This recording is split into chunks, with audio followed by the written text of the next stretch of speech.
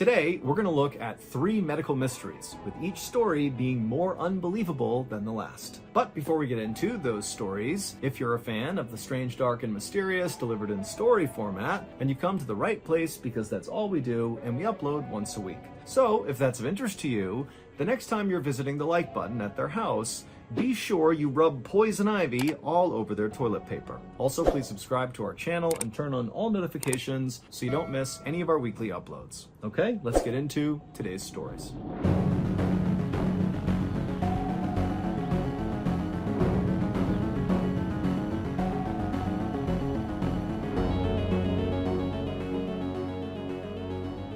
On June 14th, 2011, 42-year-old Ellie stepped unsteadily outside of her house in Wildomar, California, and immediately she had to lean on her round-the-clock caretaker for support. This mother of 3 had just moved to this rural part of California so she could die in peace. For the last 15 years, Ellie had been battling Lyme disease, which is a chronic and debilitating condition spread by ticks. But now, after those 15 years of fighting, Ellie just had no more energy. She could barely stand up on her own, her mind was kind of always in this weird fog, and she just felt totally hopeless. And so Ellie had recently hired an end-of-life coordinator to help her plan for her death, and also to make sure nobody attempted to revive or resuscitate Ellie if she fell unconscious. Ellie really thought she was going to die any moment and just wanted it to happen in peace in California in her bed.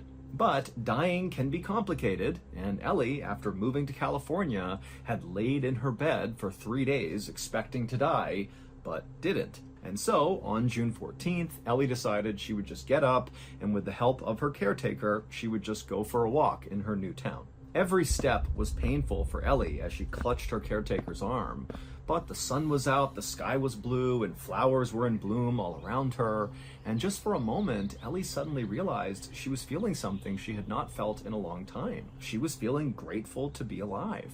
But that feeling was very short-lived because as she stood on this sunny sidewalk in California, she suddenly felt something small and sharp smack into her forehead.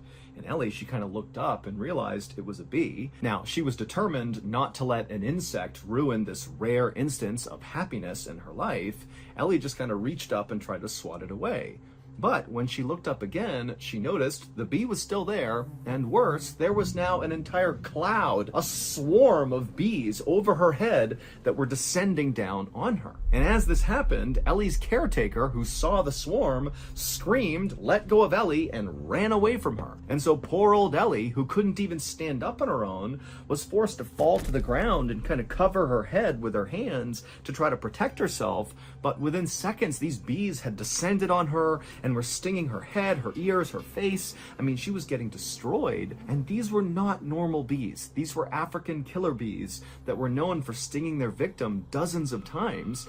And Ellie was fiercely allergic to bee stings. And so instead of dying a peaceful death in her bed, Ellie was now going to die a viciously painful, awful public death out on the sidewalk all by herself. Ellie's life had started out with so much promise. By the time she was just 18 years old, she had already earned her PhD in physics. And then by 1996, when she was 27 years old, Ellie and her husband had 3 beautiful children, and they had moved into their dream home in New York's Westchester County. Her life really seemed perfect. But that same year they moved into their dream home, Ellie suddenly noticed there was this rash at the top of her thigh, and it kind of looked like a red bullseye, and Ellie had chalked it up to, some sort of weird spider bite and not thought much of it, not realizing that that bullseye marking is actually the calling card for ticks who carry Lyme disease. That's what they leave behind after they bite you. But Ellie didn't know that, and so not long after seeing this rash, Ellie began having night sweats and night shakes. She had these flu-like symptoms that didn't go away for months, and it left her totally exhausted and discouraged. Doctors told her that she could have arthritis or fibromyalgia or MS or heart failure or some other horrible condition, but it was ultimately a park ranger that Ellie just happened to meet one day who recognized that that rash she described at the top of her leg was very likely because she had been bit by a tick that had Lyme disease, and now all of these symptoms, that seemed like Lyme disease too. And then when Ellie went into the doctor and said, "I think I have Lyme disease," they said, "Yep, you do, but now the disease has progressed so far, it's basically too late for you. And so for years, Ellie wasn't able to work or really even be a mother because of this disease. And then eventually her marriage fell apart and ended in bitter divorce. And so this disease really had just kind of wrecked Ellie's life. And so at the 15-year mark of having this disease, she decided, you know what, enough is enough. I'm going to California and I'm going to die on my own terms. But Ellie had envisioned a peaceful death in her bed, not an agonizing death caused by a barrage of African killer bee stings out on a sidewalk in some random town in California. The attack on Ellie lasted maybe about a minute, but it was the longest minute of Ellie's life. The pain was just unimaginable. And then after all the bees had left, Ellie's caretaker actually came running back over to her, scooped her up, and began running with her back to the car. And as Ellie was getting carried, Ellie realized her caretaker was probably going to take her to the hospital, and she didn't want that. Even though she had had that kind of nice moment before the bee stings when she was looking around at this beautiful town and the sun was out and the flowers were out, that wasn't enough to inspire her to want to live. She still, deep down, did just want to die. And so she figured, with these bee stings, I'm gonna have an allergic reaction any minute now, and that's gonna take me out, and I just want it to happen so I can be done. And so Ellie made her caretaker drive her back to the house and put her in bed, and then Ellie laid there waiting to die. But 3 days later, and Ellie had not died yet. In fact, she actually felt the best she had felt in years. There had been no discernible allergic reaction to all of these bee stings all over her head, and all the chronic pain and discomfort that she normally felt all the time from Lyme disease was gone. And after doing some research about bee stings and about Lyme disease, Ellie came across this 1997 study done in Australia that found the active ingredient in some wasp and bee stings was powerful enough to kill the bacteria that causes Lyme disease. But no one had ever really researched this because it was totally unethical to release a swarm of bees on a critical Lyme disease patient. But in Ellie's case, this happened on its own, and it really did cure her. The bee stings literally saved her life. And since her bee attack, Ellie has become the leading advocate for bee venom as a treatment for Lyme disease. I am so excited to announce that we here at Mrballen Studios have a brand new show that is live right now for free on all podcast platforms. It's called Mrballen's Medical Mysteries, and as you might have guessed, it's about medical mysteries. Take, for example, the very first episode of the show called Ashes to Ashes. It's about this adult son who goes to check on his father who lives in the woods by himself. And when he gets to his dad's house, he goes inside and the power's off and there's this weird gooey substance on everything, the furniture, the walls, food everywhere. And the son, he calls out for his dad. He can't see his dad doesn't call back. And so the son leaves and gets help. And when help arrives, they search his father's house and they find something in the very back of the house that is far more bizarre and shocking than the gooey substance on the walls. Their discovery would quickly become one of the most talked about medical mysteries of all time. Again, this story is called Ashes to Ashes. It's episode number 1 on Mrballen's Medical Mysteries, which is a podcast that is new and free and available everywhere. New episodes of Mrballen's Medical Mysteries will come out every Tuesday,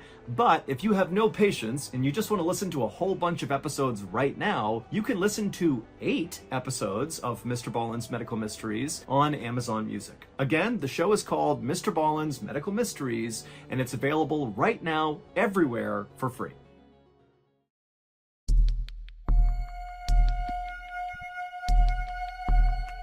In the late afternoon of May 1st, 2016, 13-year-old Shoaib Ahmed and his 9-year-old brother, Abdul Rashid, chased a soccer ball across the dusty plain near their little rural town in Pakistan. Abdul, who was very athletic and quick on his feet, managed to kick the ball past the defender and then kicked a line drive shot right at the net, but at the last second, the goalie jumped and blocked the shot. And so Abdul threw his hands up in exasperation, but even though he was frustrated he missed a shot, he was having a blast. He loved playing soccer with his brother and the neighborhood kids. But as much fun as he was having, Abdul at some point looked up and he noticed the sun was starting to set behind the mountains. And immediately when he saw that, the expression on his face went completely deadpan. And then he looked over at his brother, Shoaib, who also had noticed the sun was setting. And by this point, Shoaib was already rushing over to Abdul. He grabbed Abdul's hand, and the two brothers, without a word to their friends, who were just kind of standing there watching, they took off and just hustled back towards their home. The brothers made it to their home, but on the porch, Shoaib, the older brother, just collapsed onto the ground with his arms and legs going totally stiff and his jaw locking up to the point where he couldn't even speak. And Abdul, instead of trying to help his brother, just stepped clear over him and ran into the house and made it to his bed just in time for him to also collapse, but onto the bed, with his arms and legs being just as stiff as his brother's and his jaw also being locked so he couldn't even speak. And then moments later, the boy's father would scoop Shoaib off the porch, carry him into the bedroom, and put him in a bed, cover him up. And then the father would rotate Abdul, who was on his stomach, over onto his back, and he put the covers over him. And then the father just left and got into his own bed and went to sleep. And this was a typical night in this family's household. The next day, a convoy of fancy cars descended on this little village where Shoaib and Abdul lived. And in these vehicles were all these scientists from Pakistan's Institute of Medical Sciences, and they had heard about the boy's nightly bizarre collapses, and they wanted to find out if the condition was real. Now, if the scientists had arrived in the village before sunrise, they would have found Abdul and Shoaib still in their beds in a semi-comatose state, unable to move. But it was almost noon by the time the scientists arrived, and so when they saw the two boys, they were outside, goofing around and playing, acting like everything was totally fine. In the village, neighbors referred to Abdul and Shoaib as the solar boys because they were only normal and active and like the other kids during the daylight hours when the sun was up. And then at night, they would become totally paralyzed and mute. Now, the villagers saw this happening, but they didn't really believe it necessarily. They thought maybe the kids were making it up to get attention, or maybe they were doing it as like a grift to get people to donate money to the family. But Shoaib and Abdul's father completely denied this and said they had not made any money from what was happening to his sons, and all they wanted to do was just figure out what was wrong with them so they could help them.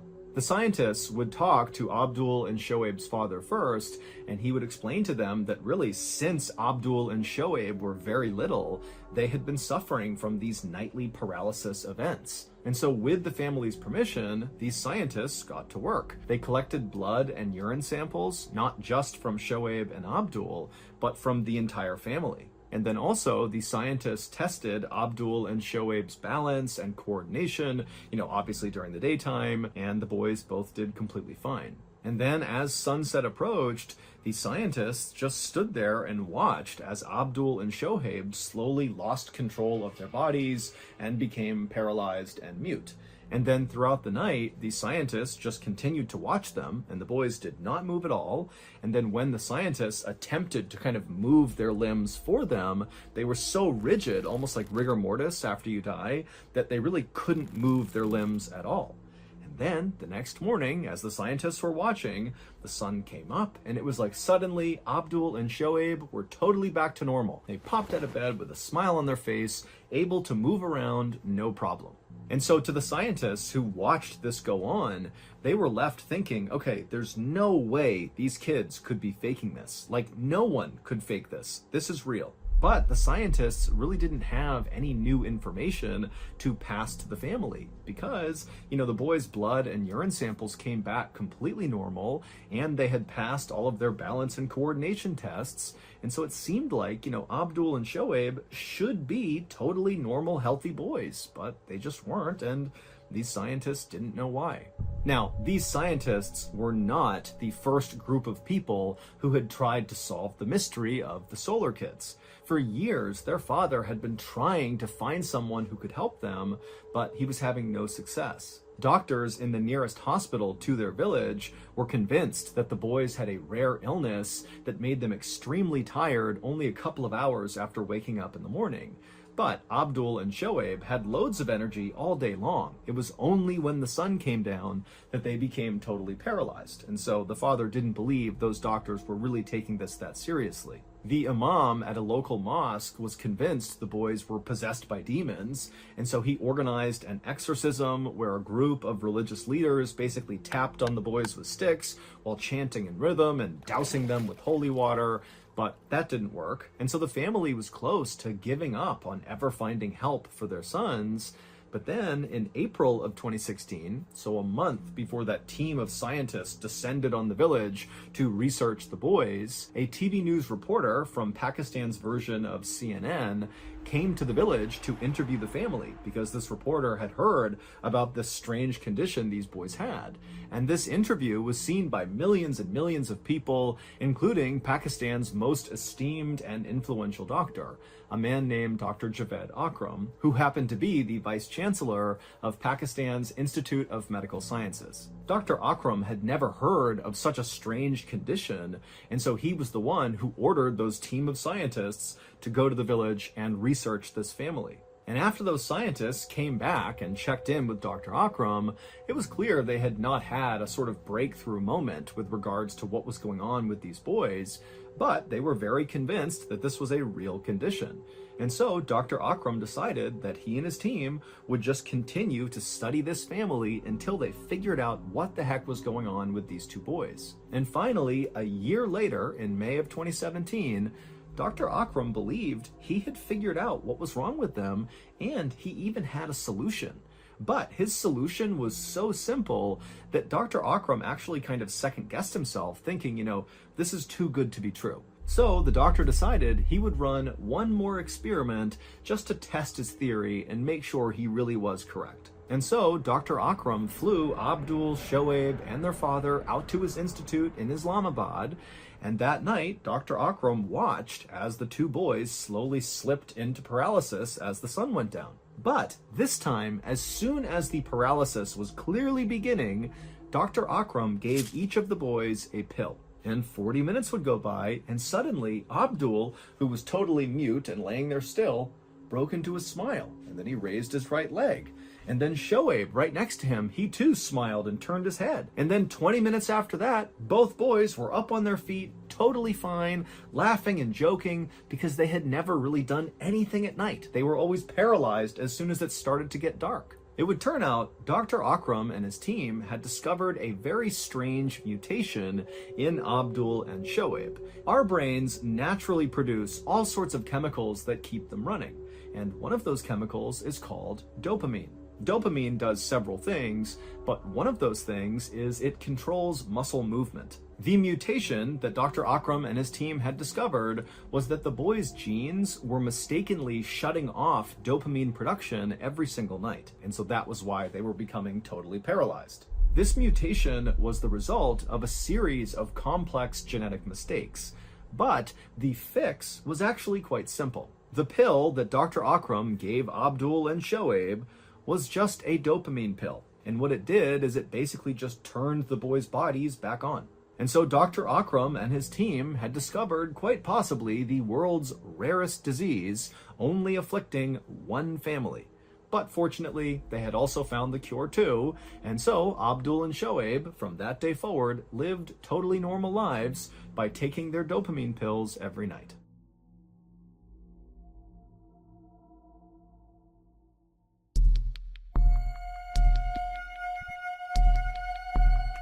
On the evening of July 3rd, 1992, 35-year-old George Decker was cooking in the kitchen inside of the apartment that he shared with his girlfriend in Jasper, Indiana.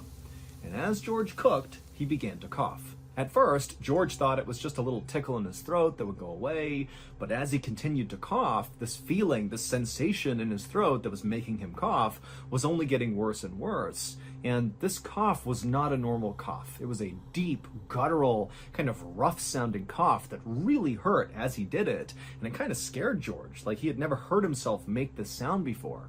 And in the other room, George's girlfriend, Juanita, she heard this very odd-sounding cough, and so she came out into the kitchen to see what was going on. And when she got there, she found George leaning on the counter, barely able to catch his breath because he was coughing so much.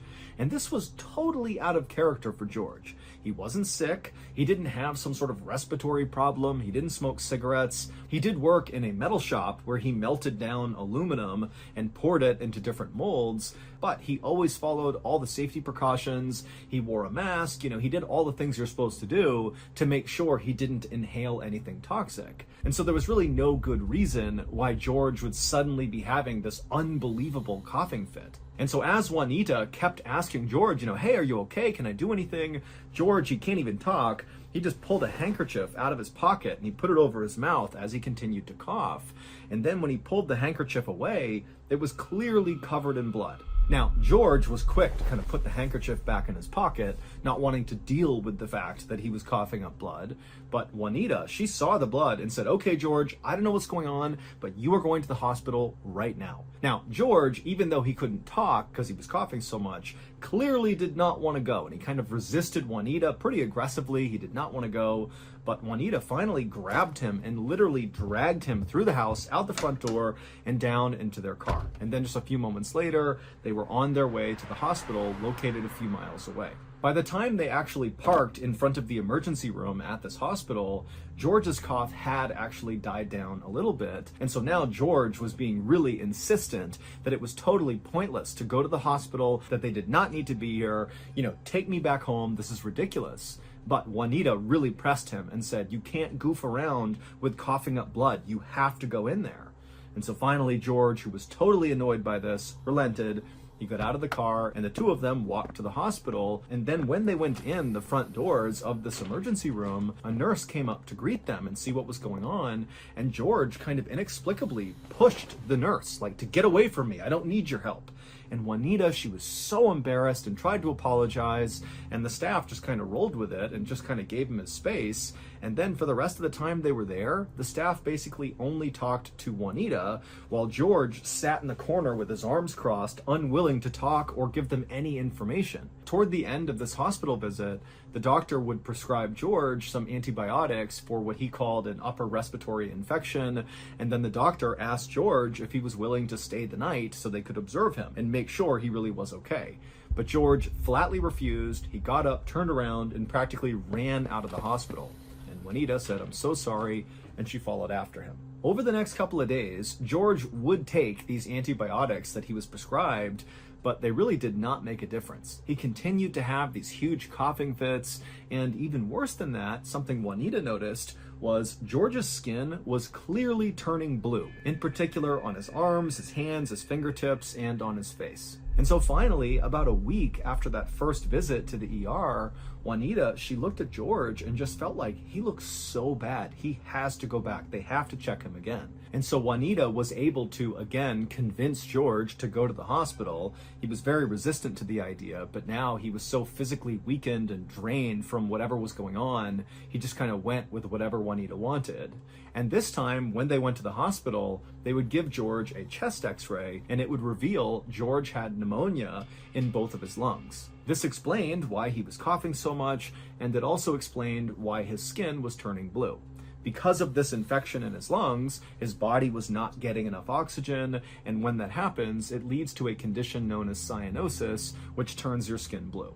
But when doctors tried to figure out what was actually causing George's pneumonia, they immediately ran into a brick wall. Usually, pneumonia is caused by bacteria, viruses, or some other microscopic invader, and doctors can test a patient's mucus to determine which one it is. But when they tested George's mucus, they couldn't find any evidence of anything that would cause pneumonia. The doctors also ruled out aluminum pollution because he did work in a metal plant and could have been inhaling the aluminum when he melted it down, but he was negative for that. And then also doctors began looking into all these crazy other possibilities, like strange fungus that maybe George had come in contact with that caused this, or, very rare viruses and bacteria. But no matter what the doctors thought of, when they tested George, it would come back negative. And so, with the exception of his x-ray that clearly showed he had pneumonia, every other test they ran on George made it seem like he was a healthy guy. And so George would spend weeks in the hospital with doctors and nurses constantly trying to figure out what was wrong with him, but not succeeding. And as each day went by, George's condition got worse and worse until finally he was put on a ventilator because his lungs actually just didn't work on their own. And so a ventilator basically forces air into the patient's body. But no matter how much oxygen they pumped into George's body, he continued to have these terrible coughing fits and his skin stayed blue. Finally, in October, so 3 months after George had first developed this coughing fit, he would pass away. George's doctors were totally baffled. It did not make sense what had happened to George. He was young and healthy, and then something that was totally powerful and aggressive had wiped him out. And so the doctors knew they needed to figure out what that thing was and how to cure it before other people died from the same mystery illness. On October 8th, so 5 days after George passed away, an Indiana pathologist named Dr. Daniel C. Weaver, who was known for his ability to figure out unexplained deaths like George's, was called to the hospital where George died to perform George's autopsy. And when Dr. Weaver began the autopsy and looked inside of George, he could not believe how just absolutely ruined George's lungs were. Healthy lungs are sort of like cotton candy. The tissue is light and airy, which is perfect for transferring the oxygen we breathe throughout our bodies. But George's lungs were thick and heavy, and they were lumpy with scar tissue. I mean, they were totally useless. And so Dr. Weaver knew, George basically suffocated to death. But now the question was, why? Dr. Weaver would run into the same obstacles as all the other doctors when he attempted to find contamination inside of George's lungs. There was nothing to see. In fact, at the end of the autopsy, Dr. Weaver had basically learned nothing as to why this happened to George. In frustration, after this autopsy was over, Dr. Weaver went to George's medical records and just began reading through them, and it was at this point that he saw something very odd that other doctors clearly had seen too, but they must have thought it was not important. At that very first ER visit, Juanita had told nurses and doctors that George, before he had begun coughing in the kitchen, he had been in a great mood. And generally speaking, George was just a very positive and upbeat person. But she said once he started coughing, it was like he transformed into somebody else and became mean and nasty. And Juanita had to practically drag him to the hospital. And then also there was a note in the file about how George had walked through the doors and pushed that admissions nurse. And so Dr. Weaver thought to himself, maybe George's belligerence was not just him being a jerk, but maybe he had ingested something toxic that was affecting obviously his lungs and also his brain, and that was causing him to behave this way. And so Dr. Weaver called the manager of the metal shop where George had worked to try to ask him if there were other chemicals or toxins inside of the plant that maybe George had been exposed to. But the manager just did not want to talk about any of that. Instead, he just wanted to talk about basically how awful George was as a person. The manager clearly did not like George, and he began talking about how George was obsessed with making money at all costs, and that in addition to working in the metal plant, George had all these kind of sketchy, kind of borderline illegal side jobs to make more money. And then at some point, the manager just began talking about this one particular potential scam that George was involved in that had to do with little bits of silver and gold. And the doctor at this point is not really even listening. He just wants to get off the phone with this guy because it's obvious the manager is not really trying to help. He's just trying to bash George. But at some point, the manager, in detailing this gold and silver scam, mentioned something that piqued the doctor's interest. And suddenly the doctor was really intently listening to this manager and actually began taking notes and asking clarifying questions about this particular scam that George was apparently involved in. And then when Dr. Weaver hung up the phone with this manager, he felt pretty confident that he had actually figured out what had happened to George. The clues had all been there the whole time. George's blue skin and his rude and violent behavior at the ER, but nobody had put them together correctly because the cause of what was happening to George was so weird, no one would have ever thought of it on their own. On the night that George first began coughing in the kitchen, he was not cooking dinner like everybody assumed. He was actually cooking teeth, like human teeth. The metal shop manager told Dr. Weaver on the phone about the scam that George was involved in that had to do with little bits of gold and silver. And the manager explained to Dr. Weaver that George was going to all of these local dentist offices and he was collecting all of their discarded teeth. What George wanted was teeth that had fillings in them because some of the fillings, especially for older patients, were made from gold and silver. George would then literally cook the teeth until he was able to extract the gold and silver. Now, if he had just been cooking teeth with gold fillings, he'd probably still be alive. But because George also was cooking the teeth with silver in them, during that process of cooking the silver teeth, mercury gas was released and George would inhale the gas. And mercury gas is deadly. And so the gas went into George, it ravaged his lungs, and it also created these massive mood swings and mental disturbances, which explained why he became so nasty and mean when he got to the ER. Also, ingesting high levels of silver, which George was doing as well, can turn your skin blue. So in the end, George did not die from pneumonia, he died from mercury poisoning. So that's going to do it. If you enjoyed today's medical mystery stories, be sure to tune in to our brand new podcast called Mrballen's Medical Mysteries that is available wherever you get your podcasts right now. Again, it's called Mrballen's Medical Mysteries. Today, I'm going to share 3 progressively more disturbing stories, and at the end of each of them, I will share the photo that is famously associated with that story. But before we get into those stories, if you're a fan of the strange, dark, and mysterious delivered in story format, then you've come to the right place because that's all we do, and we upload once a week. So if that's of interest to you, please replace all of the like button's toilet paper with duct tape. Also, please subscribe to our channel and turn on all notifications so you don't miss any of our weekly uploads. Okay, let's get into today's stories.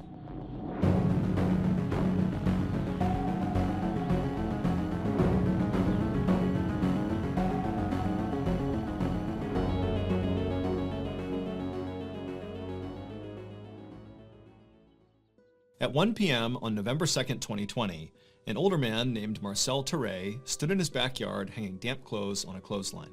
Marcel and his wife, 83-year-old Paulette Landru, lived on a quiet street in the small city of Anden, Belgium. And usually their days were filled with household chores or visits from their kids. But over the last few months, Marcel had started to spend a lot more time taking care of his wife because she had recently been diagnosed with Alzheimer's disease. Alzheimer's disease is a type of dementia that causes memory loss and confusion. And so Paulette needed help remembering to eat or to take her medications on time. And sometimes she would just wander off without telling Marcel, and Marcel would have to go corral her and bring her back home. For Marcel, watching his wife struggle with this disease was absolutely heartbreaking, and so he did everything in his power to make her life as comfortable and happy as he possibly could. And so before he had come out to hang up the laundry, he had made sure to set his wife up in front of the TV with a nice lunch so she could eat and watch her favorite show. And so Marcel hung up the last piece of clothing and then picked up the empty laundry basket and headed back towards the house. When he went inside, he expected to see his wife still sitting on the couch watching TV. But she wasn't there anymore. Marcel immediately began calling out his wife's name, but she didn't call back. And then he searched the whole house and he couldn't find her. And so starting to panic, he went outside, he searched the outside of the house, she wasn't there. He even knocked on some neighbors' doors, but they hadn't seen her. And so at this point, Marcel was very scared, given the fact that his wife had Alzheimer's and could easily wander off and put herself in a very dangerous situation without even knowing. And so instead of waiting any longer to just hope she showed up again, he picked up the phone and he called the police. Less than an hour later, Marcel stood outside of his house looking at helicopters flying overhead, and he knew at least half a dozen officers were spread out around the neighborhood, knocking on neighbors' doors. There were canine units searching the surrounding area. This huge search, it was all for Paulette. Marcel was glad to see that clearly the police had taken the search very seriously, and so he was confident that they would find his wife and that hopefully she'd be okay. But the hours kept ticking by, and as the sun began to go down, there still was no sign of Paulette. A police officer told Marcel that they would keep on investigating and hopefully find his wife as soon as possible. But over the next few days and weeks, Paulette didn't turn up, nobody had any idea where she was, and before long, weeks turned into months, and then months turned into 2 full years that nobody had seen Paulette. And by that point, Marcel had basically resigned himself to the fact that he very likely would die without ever figuring out what happened to his wife. But then, one day in early October of 2022, so 2 years after Paulette went missing, one of Marcel and Paulette's neighbors was at home on their computer looking at a particular website. And as they were scrolling through this website, they happened upon an image that as soon as they saw it, they froze. Because this neighbor was very well aware of the fact that Paulette had gone missing and nobody had found her. But now they're seeing this image on this website that basically gives away what happened to her. And so totally shocked that they had even found this image, the neighbor screenshotted it and brought it to the police. So it would turn out that neighbor was looking at Google Street View, which is a feature of Google Maps that basically allows you to see 360-degree views of basically anywhere on the planet. To create these images, Google literally sends out these special vehicles all over the world that have cameras that sit on top of the cars. And these cars drive down basically all the streets all over the place, constantly taking pictures all around them. And it just so happened on the exact day that Paulette went missing in 2020, there happened to be a Google car driving down the road that captured a picture of her. And so as you can see in the picture of her, you see Paulette on the left side of the image walking across the street away from her home, which is on the right side. And on the right side, you can actually see Marcel in the backyard hanging up laundry on the clothesline.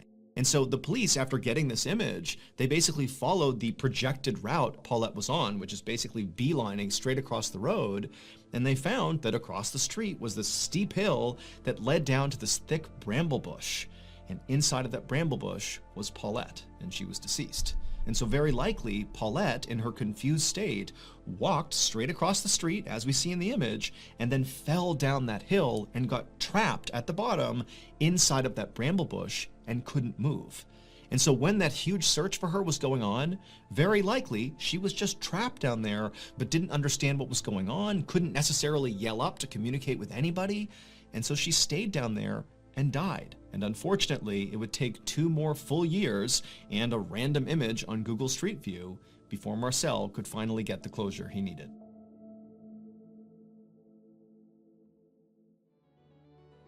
Thank you to BetterHelp for sponsoring today's video. I've talked a lot about how therapy really helped me when I left the military in 2017. It took time, but I went from being this very angry person who was struggling with depression to feeling like I was at peace and content again.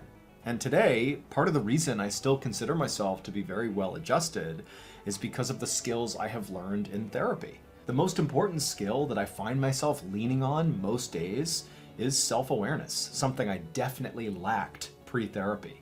Now I'm very in tune with how I feel and how it affects me personally, but also how it affects the people around me. Like my mood and behavior can have an enormous effect on my friends and family, and I need to be aware of that. And so that self-awareness kind of keeps me from spiraling when I start to struggle. So while therapy is certainly not a one-size-fits-all solution, I do think it's a great starting point for anybody who's struggling. And while therapy can be costly, there are affordable options, such as online therapy platforms like BetterHelp. BetterHelp is on a mission to make starting therapy easier. All you have to do is fill out a quick questionnaire, and then you'll be paired up with a licensed BetterHelp therapist within a couple of days. One of the best features of BetterHelp is that if the first therapist does not feel like the right fit, you can continue to switch therapists until you find someone you really connect with, and it's at no additional cost. So really, BetterHelp is trying to find the right person for you. So if you're struggling right now and you think you might benefit from a therapy session, click the link in the description below or go to betterhelp.com/Mrballen for 10% off your first month of therapy. Okay, back to the story.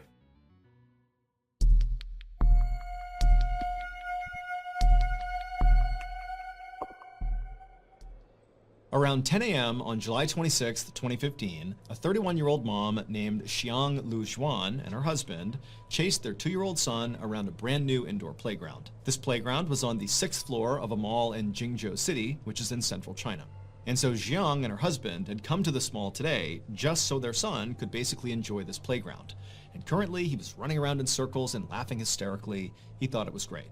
Xiang caught up to her son and scooped him up and then placed him at the top of a slide. And he happily slid down to the bottom, and when he reached the bottom, Xiang was waiting for him, and the son, he just stopped and looked past her and pointed and started saying, "Ride, ride."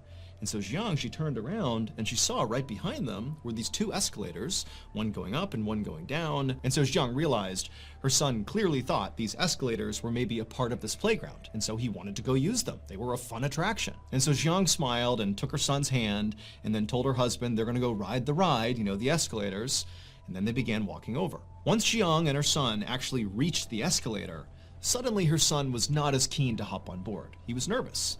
But Jiang, who had ridden escalators many times before, told her son it's totally safe, and she kind of coaxed him to do it, and eventually he stepped on right alongside her, holding her hand, and about halfway up the escalator, when she was confident her son would be okay, Jiang turned around and looked up towards the top of the escalator, the 7th floor where they were going. And she saw 3 mall employees at the top of the escalator on the 7th floor where they were going. And they were clearly looking at Jiang with a very serious look on their faces, and they were gesturing at something towards the top of the escalator. It seemed like they could be warning her about something or simply pointing something out. She wasn't really sure. And so she looked up at them like, what's going on here? But the 3 mall employees just didn't do a good job communicating whatever was going on or whatever issue they were dealing with. And so as a result, Jiang and her son just continued riding up the escalator, and as they got closer and closer, these mall employees continued to gesture at something happening on the 7th floor just beyond the escalator, and Jiang still totally confused. And then finally, when Jiang and her son reached the top and stepped off, Jiang suddenly understood what these employees were referencing. But by now, it was too late. Moments later, Jiang's husband, who was still down below on the 6th floor at the playground, he heard the sound of his wife and son screaming over near the escalator. And so instinctively, he bolted over to the escalator. He didn't see his wife, didn't see his son, and he began going up the escalator when someone at the top screamed at him to stop and get off the escalator. And so he did, and right then a mall employee came running down the other side carrying his son, and this person handed the son over to Jiang's husband, and this employee, who clearly was completely shocked by whatever had happened up above, just shook their head. It would turn out, earlier that day, those mall employees who were at the top gesturing to Jiang, they had discovered a defect with the metal platform that sits right at the top of the escalator on the 7th floor. Basically, when you get off this escalator, it's the platform you step onto first. They had found there was something wrong with it. It wasn't stable. But instead of immediately blocking off the escalator to make sure nobody walked on it and then go get it repaired, these employees just kind of nonchalantly allowed the escalator to continue, stationed a couple of them at the top to make sure nobody, used the escalator, and then called for a repairman. But the repairman hadn't shown up and fixed this problem by the time Jiang and her son boarded the escalator. And these employees at the top knew there's this huge issue with the platform they're going to step on the second they get off, but they failed to communicate the danger to Jiang and her son as they were coming up. They just kind of broadly gesticulated that there was some issue up here and to sort of watch out for it, but Jiang had no idea. And so by the time she got to the top and stepped off the escalator onto that platform, well, the defect with the platform is that it caved in with any weight. And so she fell into the escalator, where the teeth of the escalator was rotating, and as she was getting pulled in to her death, her final moment captured on video as she took her son and thrusted him to the employees, saving his life before she disappeared and died inside the inner workings of the escalator. Following Jiang's death, there was a full-scale investigation, and quickly there were massive safety failures identified on the part of the company who made the escalator and also on the mall itself. 2 people were ultimately arrested in connection with Jiang's death and these safety failures, and the mall reportedly offered to pay some settlement to Jiang's family. However, the details of that settlement have not been made public.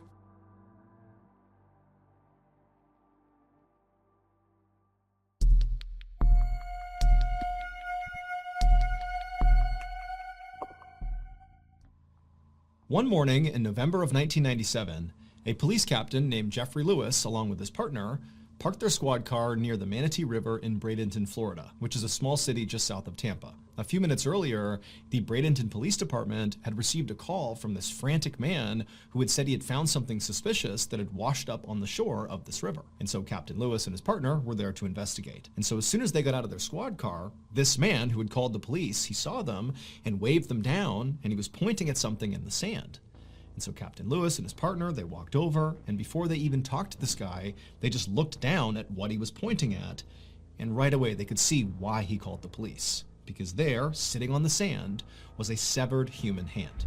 And so the instant Captain Lewis saw this, his first thought was actually just alligators, because there were alligators that swam in the Manatee River, and people were told about them and were told, not to go swimming here, but people still did. And so his thought was, well, maybe one of the alligators got a swimmer.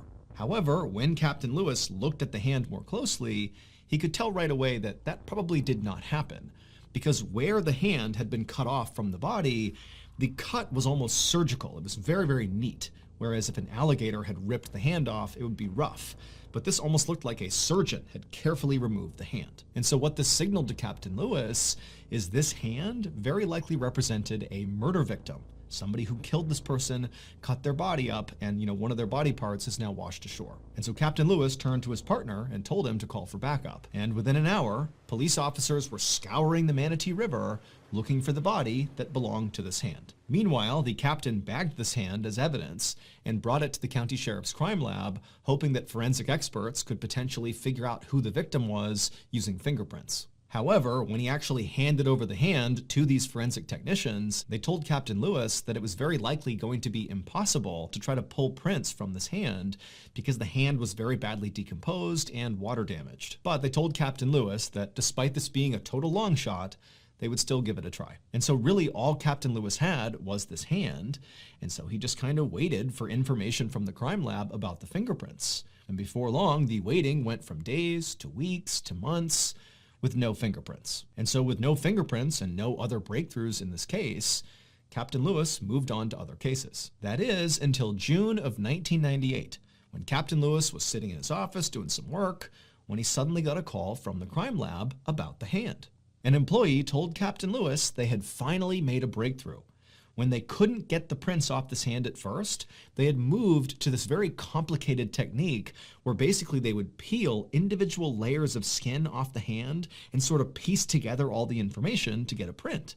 And amazingly, this technique worked. And so not only did they now have this print, but they had also already run this print through the Florida State database, and they had gotten a match. The hand belonged to a man named Willie Suttle. As soon as he hung up, Captain Lewis opened up a new tab on his computer and began researching Willie Suttle to figure out who this person was. And he quickly found through public employment records that Willie had been a retired garbage collector, and then also Captain Lewis looked at police records and discovered that Willie had a minor criminal history. But what really stood out in his research about Willie was that Willie had never been reported missing.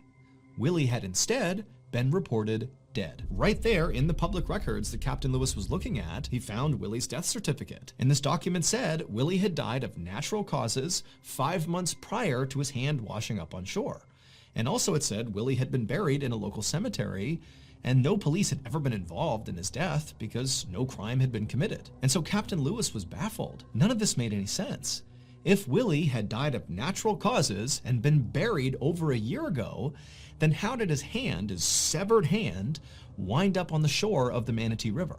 The next day, which was Friday, June 26th, Captain Lewis, along with a few other police officers, went to the cemetery where Willie had been buried, and they exhumed his casket. And when they opened it up, they actually expected it to be empty, considering his hand was already missing, so probably his whole body was gone. But no, when they opened it up, there was Willie, missing his left hand. But that wasn't all. At the bottom of Willie's casket were all of his internal organs, just sitting there in a rotting pile. And so Captain Lewis is staring at this, having no idea what to make of it. But the first thought he had was, okay, maybe somebody tried to rob Willie's casket. But he's thinking, if they did that, why did they cut out his organs and stash them at the bottom of the casket? And also, why did they remove his left hand and chuck it in the river? Like, that doesn't make any sense. It felt like every clue Captain Lewis found was only making this case harder to solve. But he hoped when he sent off Willie's body to the county medical examiner that they would be able to provide him with some more answers as to what happened here. Later that afternoon, the county medical examiner would perform an autopsy on Willie's body. And the first thing he noticed when he began was that despite the fact that Willie's organs clearly had been removed, that Willie's abdomen did not appear sunken in. It appeared full. So the medical examiner started the autopsy by cutting open Willie's abdomen to see what was in there.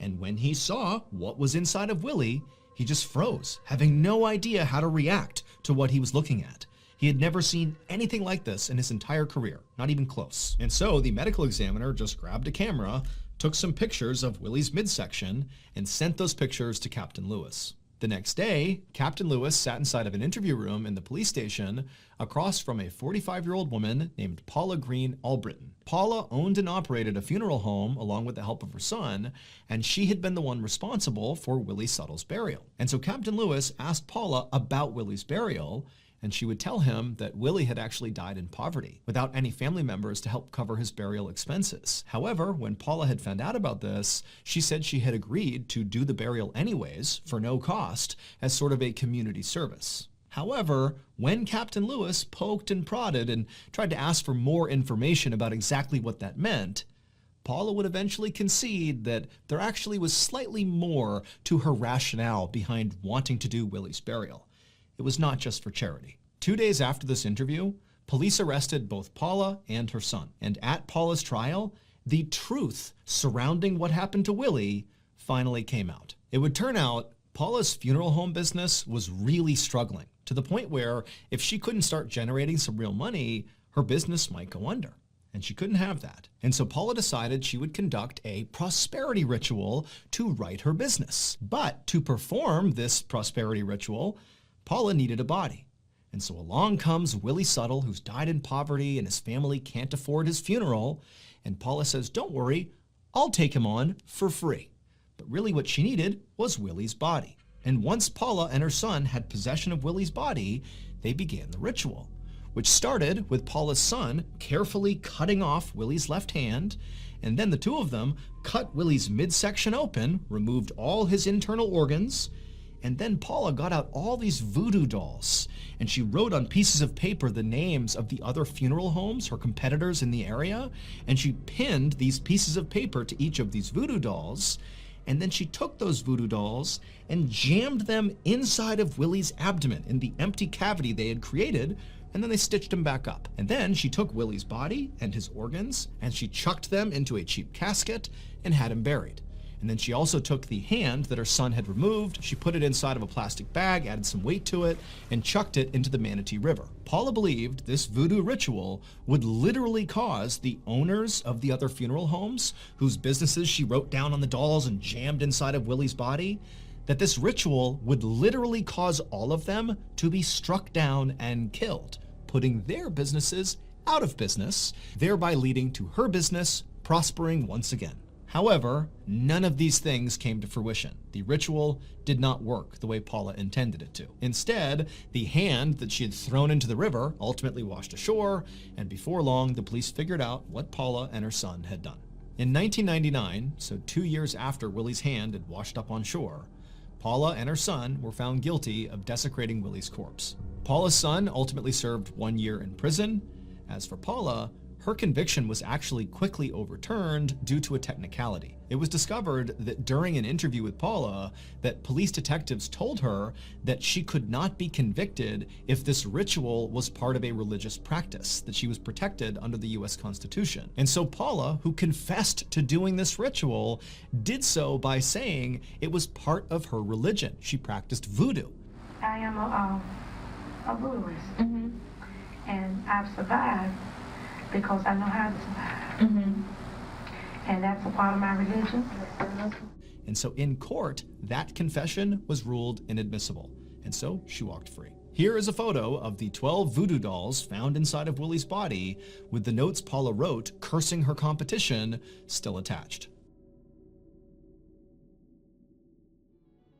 Are you the type of person who has binged basically all of my YouTube videos, and every week you anxiously wait a new upload? If so, thank you, but also you're in luck. Because if you didn't know this, we actually have a separate podcast, the Mrballen podcast, that has literally hundreds of stories that are not on YouTube that you can binge right now. That podcast is available on all podcast platforms. Again, it's just called the Mrballen podcast. And on Mondays on that podcast, we upload exclusive new content that is not on YouTube to the podcast. So that's Mondays. And then on Thursday, we remaster the audio of your favorite videos on YouTube and put those on the podcast. But again, Mondays those are brand new and exclusive to the podcast. But if you want to hear those exclusive episodes 1 month ahead of Apple and Spotify and all the other platforms, well, there's only one place you can do that, and that's on Amazon Music. So again, you can go to any podcast platform and find the Mrballen podcast, or if you're like me and you hate waiting, then you can listen early and ad-free on Amazon Music. Today, I have something very special to share with you. One of my former teammates from back when I was a Navy SEAL has one of the most insane stories you will ever hear. And recently, he gave me permission to share it. But before we get into his story, if you're a fan of the strange, dark, and mysterious delivered in story format, then you come to the right channel because that's all we do, and we upload 3 or 4 times every week. So if that's of interest to you, please drop a 2,000-pound JDAM on the like button. Also, please subscribe to our channel and turn on all notifications so you don't miss any of our weekly uploads. All right, let's get into today's story.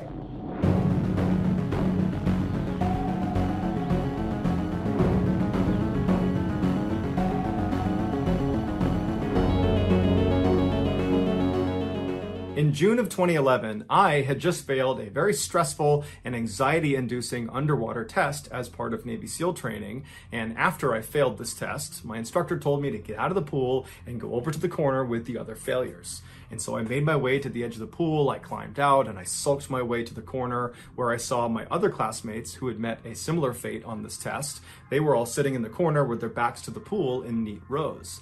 And so I was totally gassed from this test. And so when I sat down, I started dramatically breathing really loud and heaving my chest up and down to show off just how hard my test had been. And about 2 seconds into this ridiculous performance of mine, one of my other classmates who had been sitting in the corner when I showed up, a big 18-year-old kid from Wisconsin named Matos, he immediately turned around and made eye contact with me, and through gritted teeth, he just goes, "Shut up! Everybody here is in pain." And then he turned back around. And immediately, I was actually really mad at him because he just totally publicly dimed me out in front of my other classmates. But then it dawned on me, he was right. The job we were trying out for, Navy SEAL, they're not looking for people who just feel bad for themselves all the time. And so I never forgot the lesson Matos taught me on the pool deck that day. And I, along with everybody else in the SEAL teams, never forgot the totally insane thing that Matos did 5 years later that was picked up by virtually every major news network at the time. Back in 2012, so about a year after our exchange on the pool deck, Ephraim and I graduated and became Navy SEALs. I was assigned to an East Coast SEAL team and he was assigned to a West Coast one. And over the next 5 years, I never saw the guy until I saw him on TV. It was mid-June 2017, and I was on base in Virginia in an office full of other Navy SEALs, and we were wrapping up for the day. I was closing my email and powering down my computer, and I noticed my phone that was sitting on the table suddenly started lighting up with all these text messages from current and former teammates. And so I grabbed my phone, and all the messages said the same thing: turn on the news. And so in this office we were in, there was always a TV that was turned to the news sitting in the corner that was on mute. And so I turned to look at this TV, and on the TV from a distance, all I can see is breaking news and Middle East. And so given our profession, news like that tended to have a direct impact on our day-to-day lives. And so I assumed all these text messages must be about whatever happened in the Middle East. And so I get up, I walk over, I grab the remote, and on my walk back to my seat, I'm turning the volume up, and everybody else in the room is turning around to watch the TV as well. And we start hearing the TV reporters talking about this group of American civilians that had gone to Iraq and taken up arms against the terrorist organization ISIS. And so as they're talking about this group of American civilians, they put on the screen an image of one of these Americans. It was this big bearded guy in his mid-20s carrying an AK-47 rifle standing behind a tank somewhere in the Middle East. And as soon as I saw that picture, I knew right away why I had gotten that flurry of text messages from current and former teammates. It's because we all know this guy. The guy on TV was Matos. 5 years earlier, after our graduation, Ephraim checked into his first SEAL team out on the West Coast, and very quickly after he showed up, they deployed to Afghanistan. During one of their missions, Ephraim was in the back of his patrol as they walked across this huge open field as they left this village they had just been in. And so Ephraim, in virtue of being in the back of the patrol, was in charge of looking behind the unit and make sure no one was coming after them. And so Ephraim periodically would turn around and he would look and make sure no one was following them. And then at some point when he he turned around, he saw two little girls that couldn't have been more than 5 and 7 years old running out of the village and start running down the road towards them. Now, earlier in the day, when Ephraim and his team had been in that village, they had found a children's backpack lying in the middle of the road, and when they went up to inspect it, it turned out to be rigged with explosives. Now, no one had gotten hurt, they had defused the explosives, but they were very weary for children's backpacks. And so as Ephraim sees these two girls running up to him, he can see they're both wearing similar style backpacks to the one they found in the road. They were suicide bombers. Ephraim began screaming at these girls to stop, go back, don't come any closer, or I'll have to shoot at you. But he could tell they weren't stopping. They were just running up the road. He could see there were tears coming down their face. They were totally upset. They were obviously innocent. They were young kids. They'd been put up to this by the Taliban. But Ephraim, because he was in the rear security of his patrol, he had to deal with them like they were threats. And so at some point when they wouldn't stop, he raised his rifle up, he flipped the gun off safe, and he put his reticle right on one of the girls, and he began applying pressure to his trigger. But right as he was about to squeeze and fire a shot, the girls just abruptly stopped. It's like they knew they were about to be shot. And they turned around and they ran back towards the village. And so Ephraim put his finger off the trigger, he flipped it back on safe, he lowered his rifle, and he breathed a huge sigh of relief. But even though he didn't have to engage these poor girls, that experience totally haunted Ephraim. In fact, of all the combat he got in on that deployment, that experience with those innocent girls had the most impact on him. How could anybody force a child to be a suicide bomber? How could anyone be that cruel? And so by the time Ephraim came back to the United States after that deployment, he had changed. That experience specifically had changed him. Even though he believed in the US government's mission over in Afghanistan and in the Middle East, he felt like he could be doing more for these poor innocent people that were just trapped inside of conflict zones like these two little girls. And so over the next few years, he began looking at different conflict zones all over the world where civilians were in the most danger. And he discovered there was one place that was killing and exploiting civilians at an unprecedented rate. And that place was Iraq, where a new terrorist organization had taken power called ISIS. So in early 2017, when Ephraim's Navy contract ran out and it was time for him to decide if he wanted to stay in the SEAL teams or get out and become a civilian, he opted to not re-enlist, so he left the military, and instead he got on social media and he contacted a foreign volunteer group in Iraq that was providing humanitarian aid to civilians. And he reached out to them and he said, "Hey, can I join you?" And of course, they said, yes, we'd love to have a Navy SEAL come out and support us. And so just a couple of days later, Ephraim sold his house, he packed up a bag of clothes and a backpack, he grabbed his passport, and he hopped on a plane and he flew to northern Iraq all by himself. Now, before we continue the rest of the story, you need to understand just how bold this move was by Ephraim. Now, when he was a Navy SEAL, and so a member of the United States military on active duty, when he went to Afghanistan, to a war zone, he had lots of support. If his team got pinned down by the enemy, they could call in an airstrike or they could call in backup. If Ephraim got hurt on the battlefield or his teammates got hurt on the battlefield, they could call in special medical teams that would fly in virtually any condition to come save them. And if Ephraim got captured by the enemy, you better believe America is coming for him. But in this case, Ephraim went to a war zone as a civilian. He was not in the US military, so he didn't have any of that support. If he or his team got pinned down out in Iraq, they would either have to fight their way out or get killed or captured. If he or one of his new teammates from this volunteer group got hurt, they would have to either save themselves or get killed or captured. And if Ephraim got captured as a civilian, nobody's coming for him. Nobody even knows he's been captured. He is completely on his own. But Ephraim knew these risks. In fact, he knew them better than most people because he had already deployed to a war zone and saw how important it was to have a support infrastructure. So when he flew to Iraq as a civilian, he knew he was hanging it out there, but he just didn't care. He felt like he had a mission to go help these innocent people because nobody else was. When he arrived in Iraq in March of 2017, he was met at the airport by one of the guys from this volunteer group Ephraim was going out to join. He was a very muscular, tattooed American in his mid-30s who introduced himself as Sky, and he said he had been a Marine, and while he was in the Marines, he had deployed to Iraq, so he was familiar with the area. The pair hopped in a vehicle, and Sky drove them to the volunteer group's safe house in the city, where Ephraim got a chance to meet the leader of this group. It was a tough-as-nails former Army Special Forces guy in his mid-50s named Dave. and Dave, for the past several decades, had been going out to conflict zones all over the world, and he would tell Ephraim that the worst atrocities he had seen committed against civilians in any of these places was where they were right now, in Iraq, at the hands of ISIS. A few days later, Ephraim, Sky, Dave, and a few other American volunteers loaded up into this convoy made up of armored ambulances, and they left the city and they headed west into the countryside towards a huge city called Mosul that 3 years earlier had been captured by ISIS. On their journey towards the city, Ephraim and the others had to pass through a number of military checkpoints. Now, most of these checkpoints were stood up by their ally, the Iraqi army. But Ephraim and the others knew that they might stumble upon an ISIS checkpoint, and in virtue of all of them being pale-skinned Americans, they would instantly be recognized as the enemy and fired upon. So every time they slowed down for one of these checkpoints, Ephraim and the others would clutch their guns closely and mentally prepare themselves for a potential vicious close-quarters fight to the death.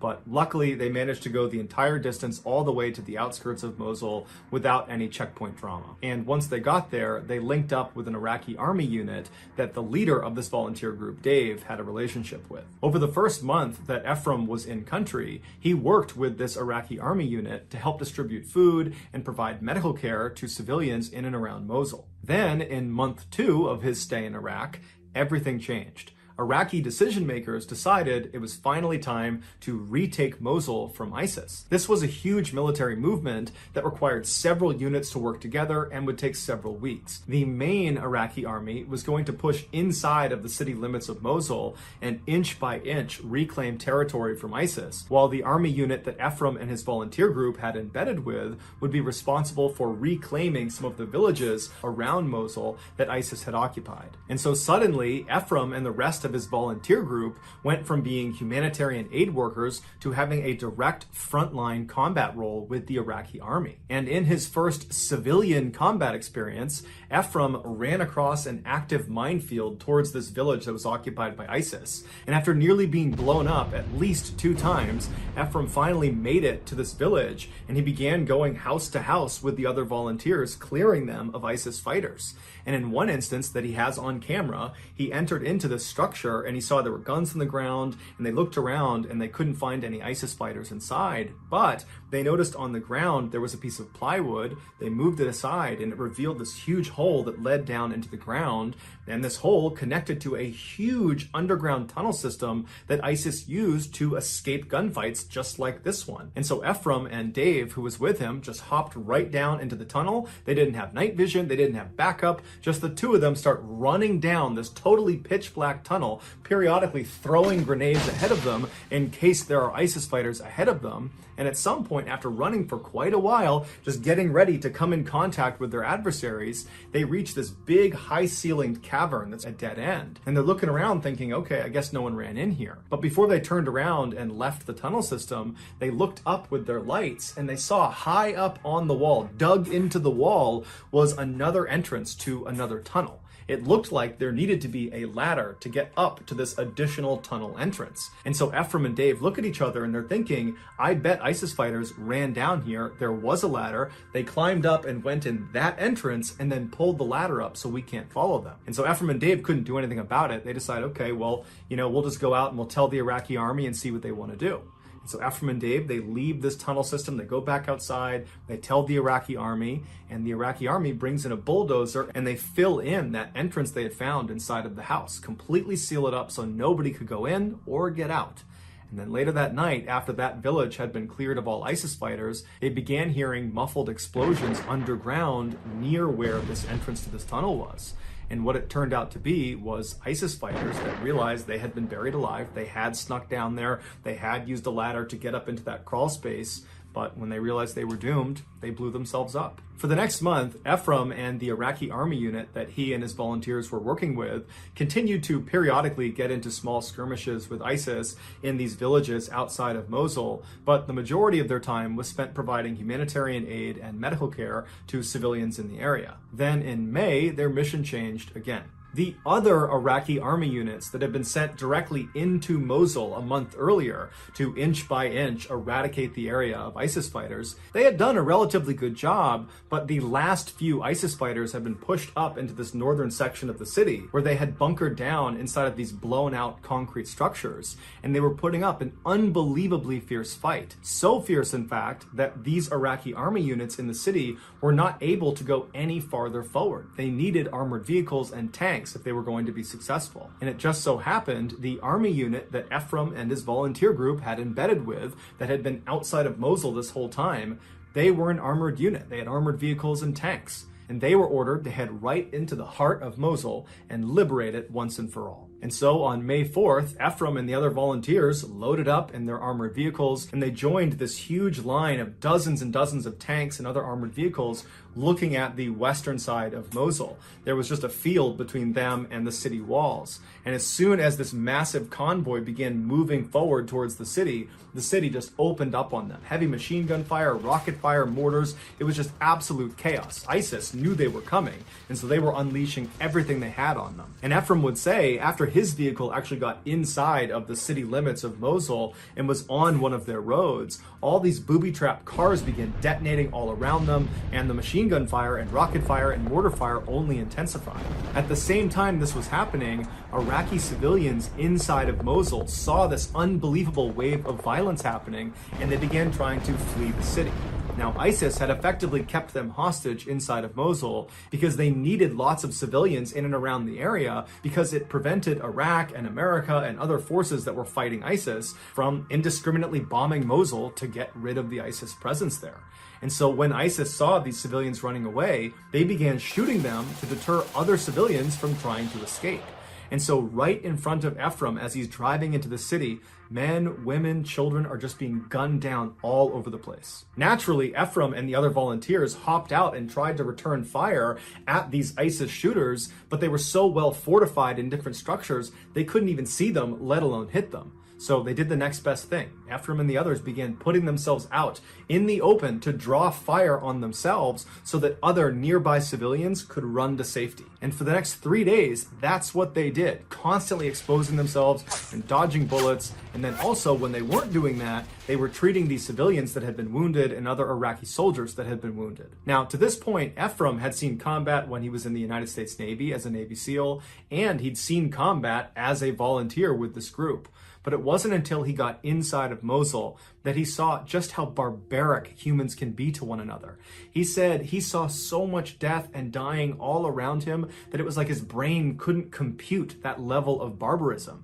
He would later write a book called The City of Death, and it was about his experience in Mosul. And he said the reason he named the book The City of Death is because that's what it felt like. Everywhere around him was just death. For the next several weeks, Ephraim and the other volunteers took up a position in the south section of Mosul inside of this bombed out building. They created a sort of aid station, and there they focused all of their attention on trying to treat as many wounded civilians and wounded Iraqi soldiers as they possibly could.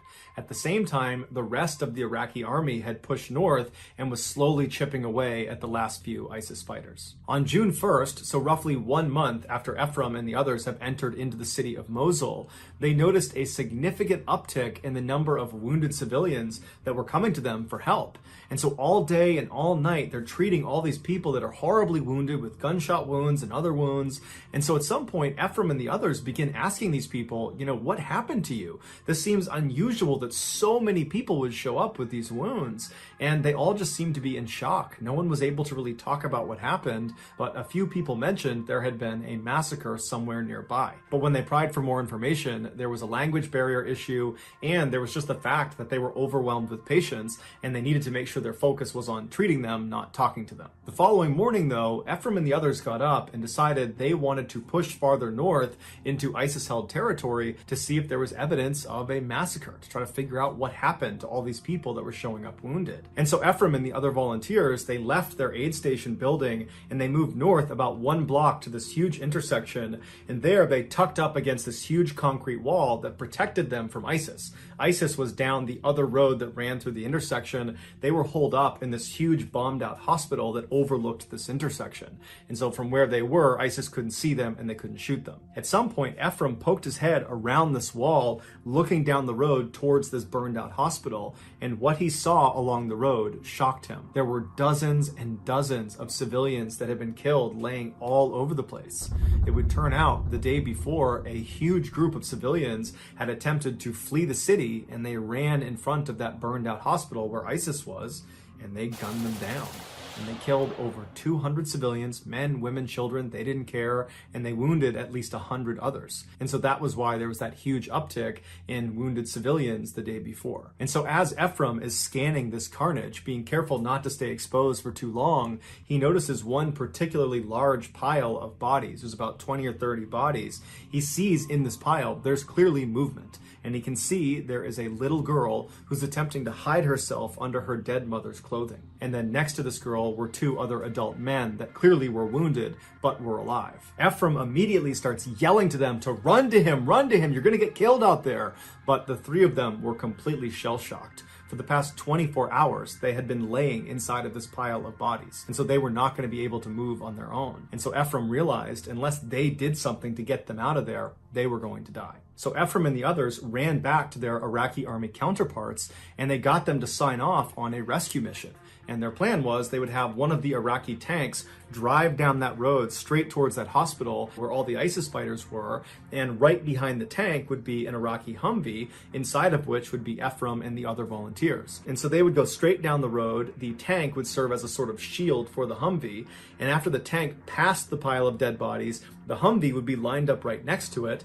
Ephraim and the others would hop out, they'd grab the girl and the two other men, pull them back in the Humvees, and then the two vehicles would back up to safety. Once this plan was in place, Ephraim and Dave and the other volunteers contacted the American military in the area, and they got them to authorize a smoke screen. They would fire artillery shells with airburst smoke grenades that would obscure the view of the ISIS fighters in the hospital. They wouldn't actually be able to see the tank or the Humvee or this rescue operation taking place right in front of them. And so shortly after these plans are totally finalized and Ephraim and the others are loading up in the Humvee and they're getting in position to turn that corner and begin this operation, the driver of the Humvee says, you know what? I don't want to do this anymore. It's not safe. I'm not willing to do it. Ephraim and the other volunteers tried to convince him to still do the operation because they didn't have time to get a replacement Humvee, and they had already coordinated with the American artillery units that were going to be firing these shells at a certain time, and so they really didn't have an opportunity to do this operation again if this guy backed out. Not to mention, if they didn't get out there quickly, these three people were going to die anyways. And so finally, when Ephraim realized this driver was not going to budge, he was not going to go in this operation, Ephraim and the others got out of the Humvee and they walked up to the tank driver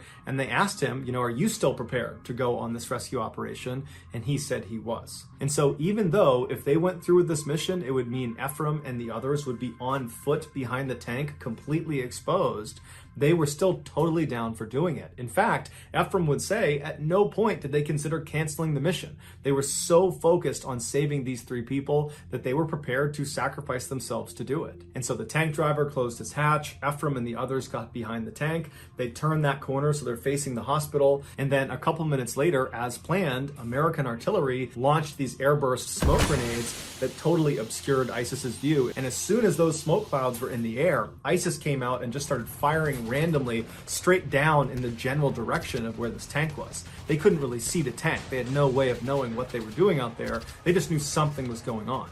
And so meanwhile, Ephraim and the others are tucked up behind this tank as it's slow rolling in, as rounds are impacting all around them, mortars start landing all around them, and it turns out there were other ISIS fighters, not just directly ahead of them in the hospital, but also off to their side in other buildings. So they were getting hit from two directions. Ephraim remembers as he was behind this tank trying to stay as small as he could, he began dry heaving because he was so terrified. He was completely convinced he was going to die that day. Eventually, the tank made its way just past this pile of bodies, and at that point, Ephraim actually stepped out and fired back towards ISIS in the hospital and over towards the berm to provide some cover fire, while Dave and another volunteer ran over and pulled the girl and the other two men out of the pile and behind the tank. The girl and one of the men were okay. They were not badly physically hurt, but the other man was badly hurt and he couldn't walk. And so thinking quickly, Ephraim and his team found a piece of sheet metal on the ground behind this tank, and they rolled him onto it and used it like a stretcher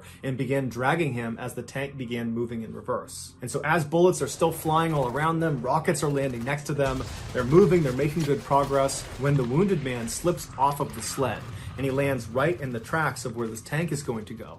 And for a variety of reasons, Ephraim and the others had no way of communicating with the tank driver. So the tank driver is just going to keep on moving and he's going to run over this injured man who can't go anywhere. And so thinking quickly, Ephraim leaps down, he grabs the injured guy, and he rolls with him out of the way of the tracks right as it goes past him. But now Ephraim and this wounded man are outside the protection of the tank, and rounds start impacting all around them. The smoke screen at this point is pretty much cleared, and so ISIS sees them. And Ephraim at this point makes a heartbreaking decision. He looks at this guy who he knows cannot move himself. He's badly wounded. He makes eye contact with him. He holds his hand, and Ephraim just shakes his head and says, "I'm sorry," because he knew he couldn't move him fast enough behind the tank before both of them got shot, and he couldn't throw him on his back in time before both of them got shot. And so he had to leave him. And so Ephraim jumped up, he leapt behind the tank right as a volley of fire hit right where he had been standing, and then Ephraim and the others continued moving back. That wounded man would go on to be killed by ISIS. Only a few moments after Ephraim was back behind the relative safety of the tank, he suddenly fell to the ground and felt a pain in his right leg. He had been shot through the leg. But where he fell was right in line with where one of these tank treads were coming. But again, they can't talk to this tank, so they can't stop the tank from running him over. And so a surge of adrenaline came over Ephraim, and he leapt up onto his feet and just continued hobbling behind the tank despite this gaping hole in his leg. Eventually, they made it all the way back to that intersection where they had started, but the only way they could get back down the alleyway to safety with the Iraqi army was to run across a small segment of this street. Basically, you needed to be exposed for just a second running across. But at this point, the smoke screen was gone. ISIS knew exactly where they were, and they were waiting for them to pop out from behind that tank. And so Ephraim and the other volunteers are screaming across this gap in the road towards the Iraqi army to get them to send an armored vehicle across this road, pick us up, and bring us back across. We can't run across this gap without getting shot.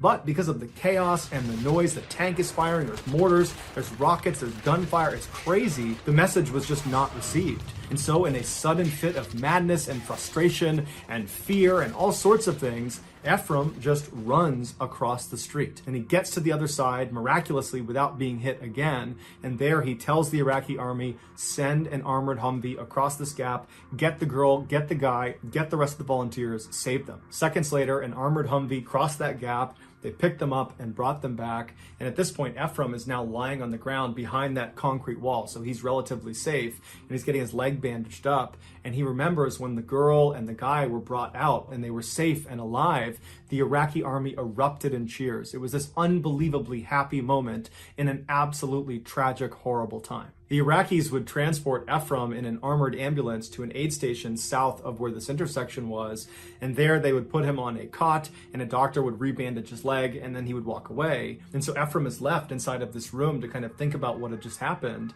and he looked over to his left, and just 2 beds over from him was the girl he had just nearly died saving. And she was sitting on her cot. She wasn't looking at him. She was looking straight ahead. Her dark hair was matted down, and she was just kind of staring into nothingness. It was clear she was still in shock, but she did look relatively unhurt. And then at some point, another Iraqi doctor came over and gave her some food and water, and she ate and drank ferociously. Ephraim just stared at her in awe. At that moment, she was the most important thing in his life. And as he's staring at this miracle child, the doctor that had given her food and water noticed him staring, and he came over to Ephraim and he just said, "Her name is Demoa, she's 4 years old, and she's going to be just fine." After the doctor had walked away, Ephraim pulled his hat down over his face and he just wept. Ephraim never had a chance to actually speak to Demoa because she was so scared of everyone around her that he decided to just give her her space. But he would later find out that she was reunited with her living family members, and today she is alive and well. After his injury, Ephraim was sent back to the United States, and it was then that he learned their rescue operation had been filmed by a guy who was there that day documenting war crimes by ISIS. He saw this rescue operation happening, and he just started filming it. After this man posted the footage online, it went viral, and before long, major news outlets all over the world were reaching out to Ephraim and the other volunteers for interviews. This was the story that me and my teammates in Virginia in that office saw in 2017, and that image we saw of Ephraim standing behind the tank with the AK-47, that was moments before he rushed out behind the tank and provided cover fire for Dave and the other to run over and grab the girl and the other two men. The gunshot wound that Ephraim sustained in his leg wound up being relatively minor, if you consider gunshot wounds to be minor. It did not hit an artery and it did not shatter his bone. And so after only a few months, he was more or less back to strength, and instead of just taking it easy, he was in another conflict zone in Burma, this time working with a new volunteer organization, one that he founded called Stronghold Rescue and Relief. And their mission is to protect and care for families in conflict zones. Their motto is, "The only thing necessary for the triumph of evil is for good men to do nothing." Despite being a very small organization, they are having enormous impacts all over the world, but they need our help. They rely on a small army of people who pitch in small donations every month to keep operations flowing. So if you're a fan of the strange, dark, and mysterious, please consider joining their army by supporting them on a monthly basis, just like I am. If you do, you'll not only gain my respect and admiration, you'll also get sent one of these awesome shirts with that amazing quote on the back. The link to join their army is in the description of this video. Also, if you just click on that link, it will bring you to their website and you can see the full unedited footage of their rescue mission. So that's gonna do it, guys. If you got something out of today's video and you haven't done this already, please drop a 2,000-pound JDAM on the like button. Also, go support Stronghold Rescue and Relief by clicking the link in the video description. If you want to get in touch with me, you can direct message me on Instagram or on Twitter. My username for both platforms is the same. It's johnballen416. I also have a ton of content over on TikTok where my username is Mrballen. I also have a second YouTube channel called Mrballen Shorts where I post random short videos and lost episodes. If you have a story suggestion, please submit it to our subreddit just called Mrballen. It's linked in the description below. So whether I see you on Instagram, Twitter, TikTok, Reddit, YouTube, or some combination, just know that I really appreciate your support. And until next time, that's going to do it. See ya. Today's story is the definition of creepy. It starts somewhat normally, but then slowly spirals into absolute insanity. It is definitely one you will remember. But before we get into today's story, if you're a fan of the strange, dark, and mysterious delivered in story format, then you've come to the right place because that's all we do, and we upload once or twice every week. So if that's of interest to you, please go into the like button's fridge and dump out their 2-liter of Coke, and then refill the bottle with flat root beer. Also, please subscribe to our channel and turn on all notifications so you don't miss any of our weekly uploads. Before we get into today's story, I want to talk to you about today's sponsor, HelloFresh. The primary reason my diet periodically turns into Diet Cheeto smoothies and deep-fried licorice popsicles is because I get lazy. It's like, do I want to make another horrible trip to the grocery store? Or do I want to suck down another Sour Patch Kid covered in ice cream? Obviously, I'm taking the latter. But a couple of years ago, I discovered a way to eat healthier without the dreaded trip to the grocery store. And that's with HelloFresh. HelloFresh sends you this neat little box full of meals, and they have tons of choices from fairly intricate to 20-minute quick and easy recipes. But the catch is, the meals aren't made yet. You need to make the meals, but that's good because it ensures freshness and you can literally see that the ingredients are as healthy as they come. And before you tell me you're a bad chef, I'm a bad chef, and I can whip these things together no problem. All the ingredients arrive at your doorstep perfectly portioned out, and the recipes couldn't be easier to follow. So if you're finally ready to put down those chocolate-covered pickles, then you need to sign up for HelloFresh today. To do that, go to HelloFresh.com and use code MrBallen16 for up to 16 free meals and 3 surprise gifts. Okay, let's get into today's story.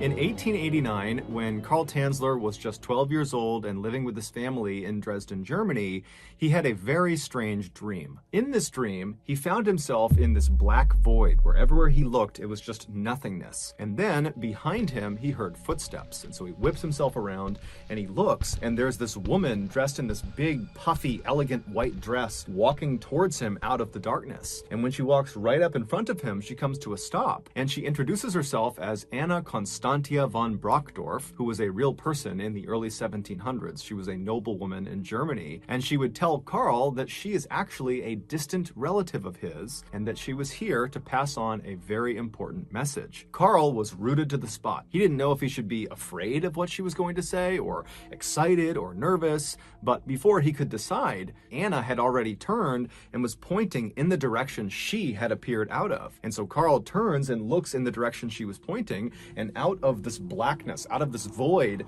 came this woman's face. It was a face detached from a body. It almost looked like a floating picture of a woman's face. And as this face floated closer and closer to them, Karl was immediately struck by just how beautiful this woman was. Her hair was jet black like a raven's feathers, and her skin was white like porcelain. But there was something off about this woman, this floating face. She looked sad and kind of frail. And so as Karl found himself staring at this face, which was now right next to them, Anna spoke to him again, and she would tell Karl that this woman, the floating face, she's going to appear in your life later on, and it is your mission given by God to save her. She's going to be very ill, very sick, and you need to find a way to keep her alive. Then Karl, in real life, woke up, and immediately he was struck by just how visceral that dream had been. It really felt like that had just happened to him, but after a few moments, it seemed like, okay, that was just a dream. But unlike other visceral dreams he had had in the past, this one did not gradually fade from his memory. Instead, over the course of that day, the memory specifically of the raven-haired woman's face really seemed to become more clear and more concrete in his mind, to the point where at the end of that day, he could easily remember exactly what she looked like. Over the following days and months and years, Karl periodically would have this same dream, this same vision of his distant relative Anna, who would come out of the void, and she would remind him to be on the lookout for this raven-haired woman when God sent her to him. But despite these constant reminders in his dreams, and Karl being ever vigilant to look for this raven-haired woman in real life, he never actually found her. He never met this woman he was supposed to save. Fast forward to 1926, Karl was 39 years old. By this point, he had gotten married, not to the raven-haired woman, but instead to a local woman in Dresden. And the pair had had 2 daughters together, and they lived a simple life. And, by and large, Karl seemed rather content and happy with his life. However, secretly, he was a little disappointed that these dreams, these visions that he was having of Anna and the raven-haired woman, that they had not come true, that it really had just been a dream. That year, due to an economic downturn in Germany, Karl and his family left Germany and emigrated to the United States, where they believed there would be better opportunities for them. And when they arrived in the United States, they settled in Central Florida. But within a year, Karl and his wife had a severe falling out, and they split up.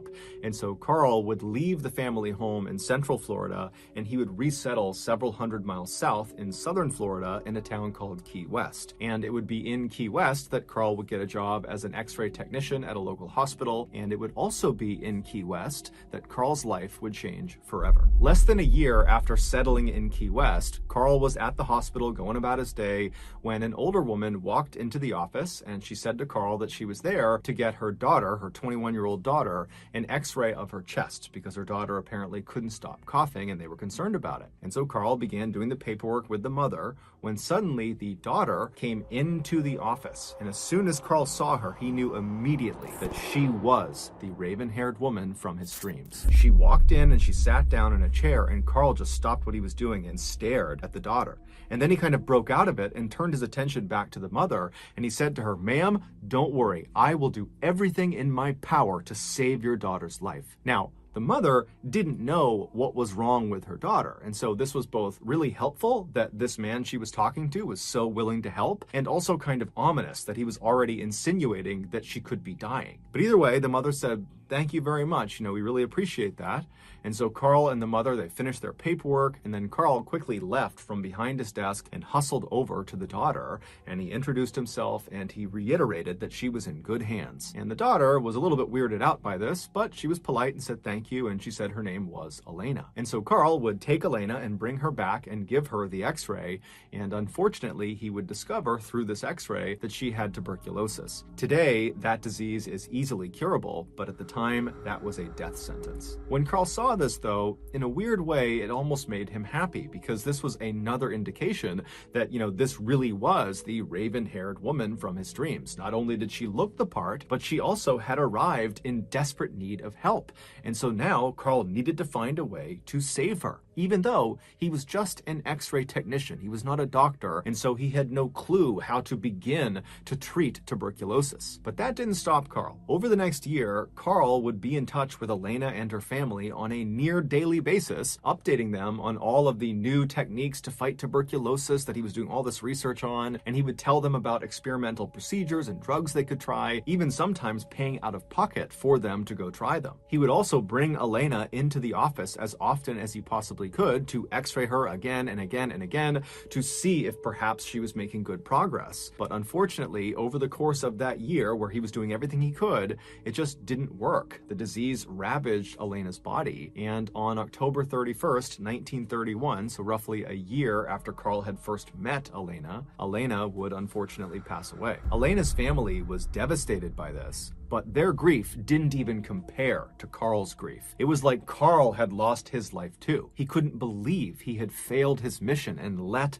the raven-haired woman die. When it came time to bury Elena, Carl said, "Let me pay for the most elaborate gravesite we can possibly make. Let me set up a mausoleum for her." A mausoleum is an external building that sits in a cemetery that effectively serves as a kind of shrine to the deceased. And so her family, they understood that Carl had become very, very close with Elena, although they didn't fully understand the relationship, but they did understand she meant a lot to him, and so they agreed to let him do this. After Elena was buried inside of this small temple that Carl had built for her, Carl began spending virtually all of his time kneeling inside of it, crying and begging for Elena's forgiveness. Elena's family was well aware that Carl was doing this, and at first they kind of just let it happen, but after several months, they began to tell Carl, you really need to let her go. You need to begin to move on. But Carl refused. In fact, over time, he only became more and more obsessed with Elena. Finally, after 7 years of Carl doing this,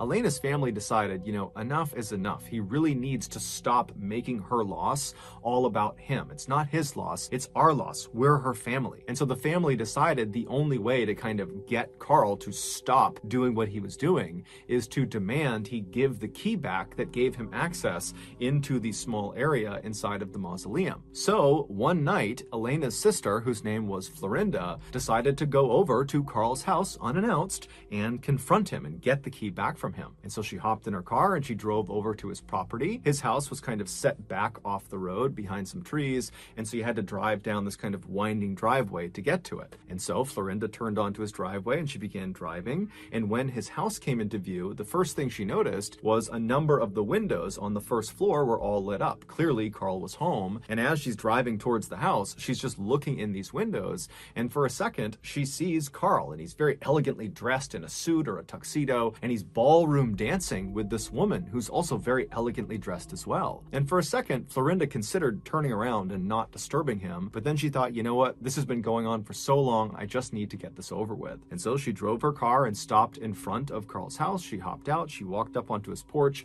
and she knocked on his front door. Inside, she could hear music was clearly playing, but just a few seconds after she had knocked, the music was cut off, and then no one came to the door. And so Florinda knows there's people inside this house, and so she knocks again, but again, there's no movement in the house. It's just silent, as if the people inside are pretending not to be there. And so finally, frustrated, Florinda knocks on the door a third time and says, "Carl, I know you're in there. I have to talk to you about my sister. Please come out here." And so finally, she heard the shuffling of feet, and then she heard the sound of the door unlocking, and it opened. opened up just a crack.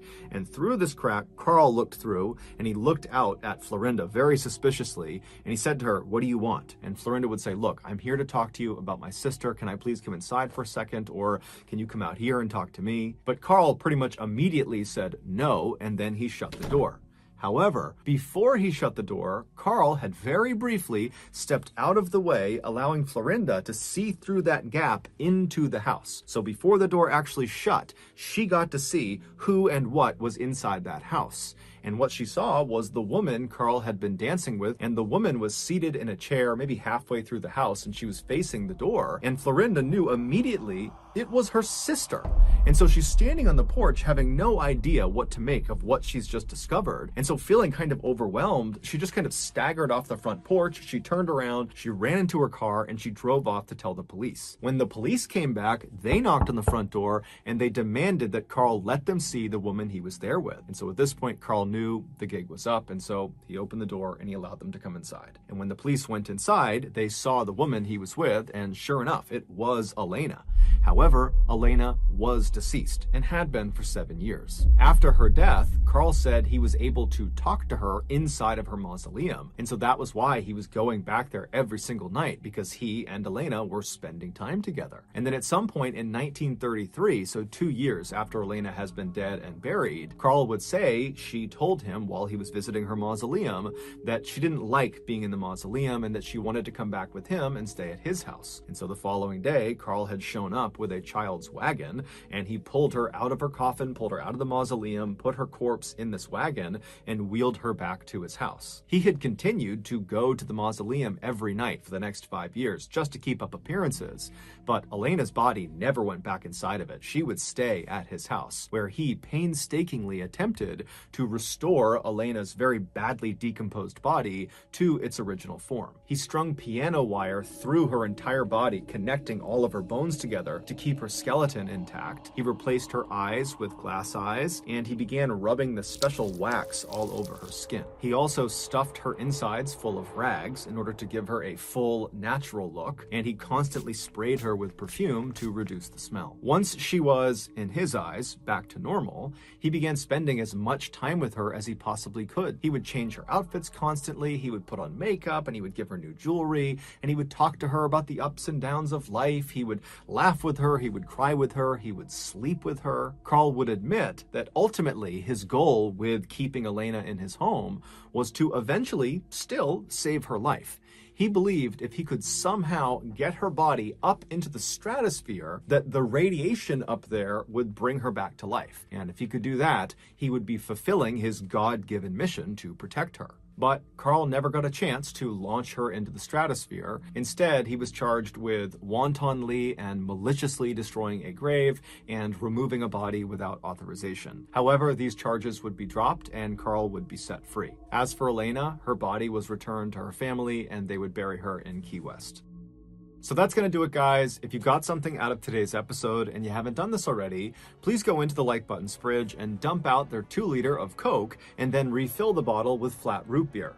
Also, please subscribe to our channel and turn on all notifications so you don't miss any of our weekly 1 or 2 video uploads. We now have a podcast that puts out brand new, never before heard stories every Monday. And then also on Thursdays, we put out remastered audio from YouTube videos. And so that podcast is called Mrballen Podcast. You can find it on Spotify, Apple, Amazon, Google, anywhere you get your podcasts, you can find it. If you want to get in touch with me, you can send me a direct message on any major social media platform. My username is the same on all of them, @Mrballen, and I really do read the bulk of my messages. We have 2 additional YouTube channels. We have Mrballen Shorts, where we post random short videos and lost episodes, and we have a new channel called Mrballen en Español, and it's a Spanish language channel. We also have a Facebook page called Mrballen that puts out near daily content, as well as a Snapchat channel that puts out content every Sunday. We have some really cool merchandise, so if you want to have a look, head on over to shopmrballen.com. So whether I see you on Instagram, Twitter, TikTok, Reddit, YouTube, Facebook,